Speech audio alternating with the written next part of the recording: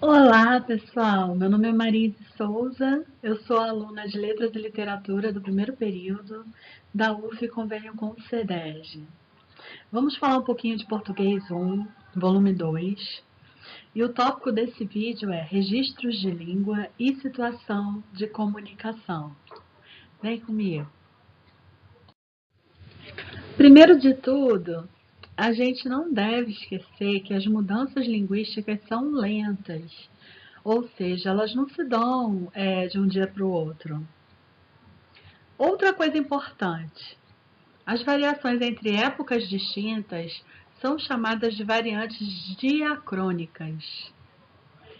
Chamamos arcaísmos aos termos que já estão em desuso e neologismos às novas criações. Aqui a gente tem uma tirinha que exemplifica maravilhosamente bem. Olha o galo cantando. A variação diacrônica, que é aquela variação entre as épocas distintas. Então, o mesmo casal, né? Se estivesse em 1940, como seria o diálogo deles? Vossa mercê me permite um galanteio? És bela tal qual uma petúnia. E aí a moça responde: sois muito abusado. Em 1980, posso te falar uma coisa? Acho você linda. Para, meu irmão está olhando. 2010.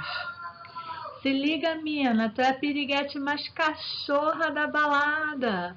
Demorou, vamos sapecar geral. Então, é essa variação que ao longo do tempo a gente vai percebendo que vai mudando. Mas como foi dito no primeiro slide, essas variações são lentas, elas não se dão da noite para o dia. Vamos falar então das variantes diatópicas. São variações da língua de uma região para outra. Por exemplo, macaxeira no norte e no nordeste é a mandioca ou a aipim do Rio de Janeiro. Em algumas regiões brasileiras, a gente ouve muito falar tu. Por exemplo, lá no Rio Grande do Sul, alguém falaria assim: tu já terminaste o trabalho? Mas na maioria das outras cidades, dos outros locais do Brasil, a gente escuta o seguinte: você já terminou o trabalho? E aqui a gente tem um quadrinho do Chico Bento mostrando essas variantes regionais.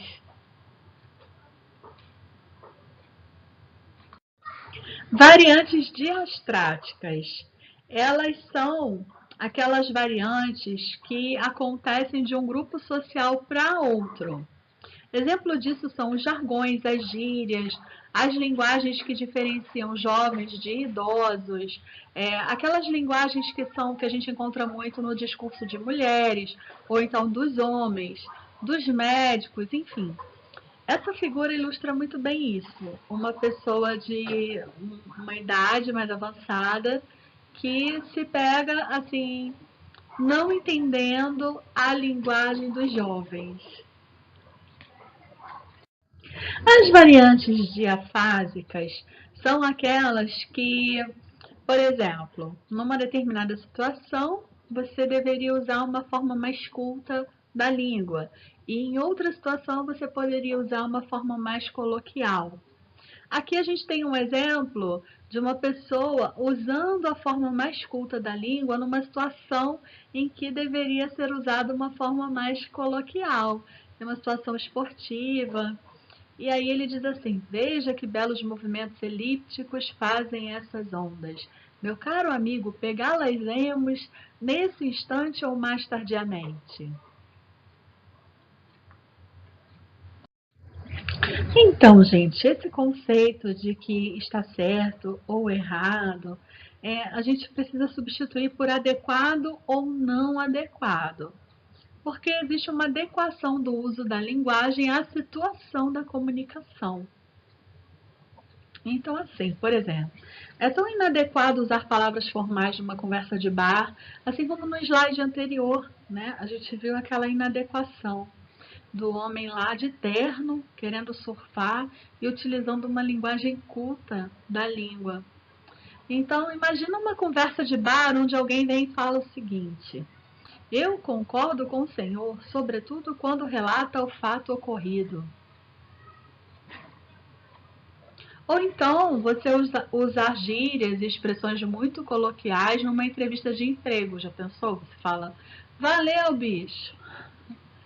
E aqui a gente tem um exemplo muito atual, né? Apesar do celular ser velhinho, essa imagem de um celular bem antigo, como é que é a linguagem que a gente compartilha nas plataformas digitais?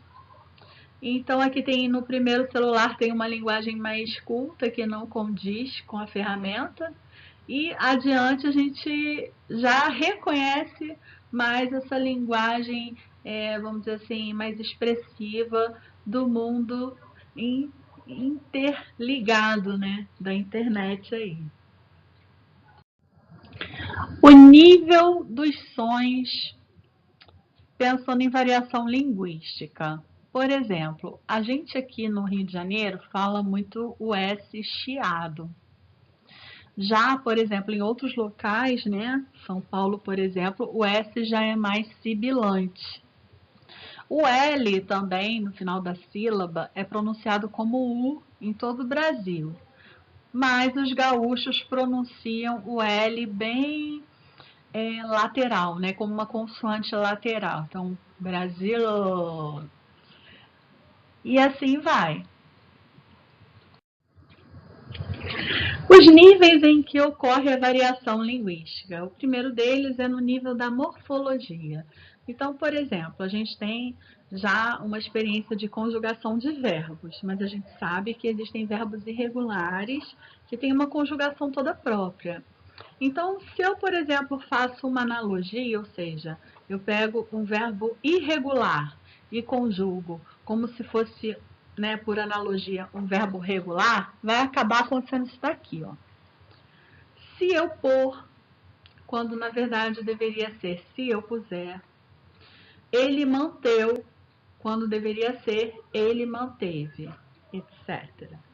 Vamos ver o próximo nível de variação linguística. Vamos ver agora alguns exemplos de variação no nível da sintaxe. Espero que ele seja feliz. A conjugação seja não existe. Vieram menos pessoas. Menos não concorda com o substantivo pessoas, conforme a frase parece querer fazer. Por quê? Porque menos é um advérbio e não um adjetivo. Ela namora com João. O verbo namorar, ele não pede essa preposição com, ao passo que casar pede. Então, se a gente dissesse assim, ela casou com João, tudo certo. E ela namora João, também tá certo. Certo, aliás, né, gente? Eu acabei me contradizendo aqui. Não é mais a gente dizer que é certo ou errado, mas adequado ou inadequado.